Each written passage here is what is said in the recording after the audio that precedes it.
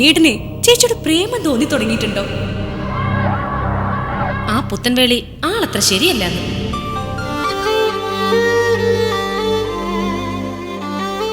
ആയിരം ക്ഷണക്കത്തിന് ഓർഡർ കൊടുത്തിരിക്കുന്നു. എനിക്ക് കൃഷ്ണവേണിയെ വേണം. കൃഷ്ണവേണി ഇല്ലാതെ എനിക്ക് ജീവിക്കാനാവില്ല. കൃഷ്ണവേണിക്ക് ആ നന്ദഗോപനായിട്ടാണ് അത്ര അടുപ്പം.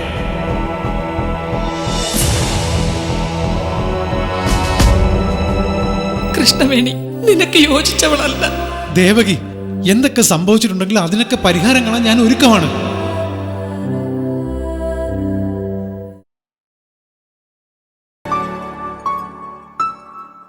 എന്നെ ഇഷ്ടായെന്ന് തോന്നണേ.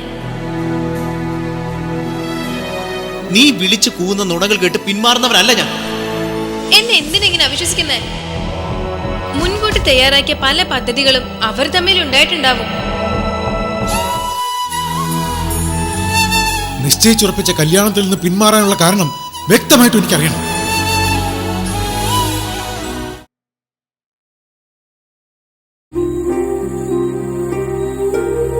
അവക്കും ഇപ്പൊ ഉണ്ണിയേട്ടന് നോട്ടം ഉണ്ടോന്നാ എനിക്കൊരു സംശയം. അവളുടെ മനസ്സിൽ ഒരിക്കലും ഉണ്ണി എന്ന മനുഷ്യനുണ്ടായിരുന്നേയില്ല.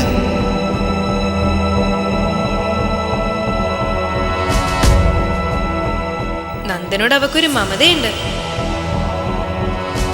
എന്റെ നെഞ്ച് പൊട്ടി പറയുക, എന്റെ മോളെ കൈവിടരുത്.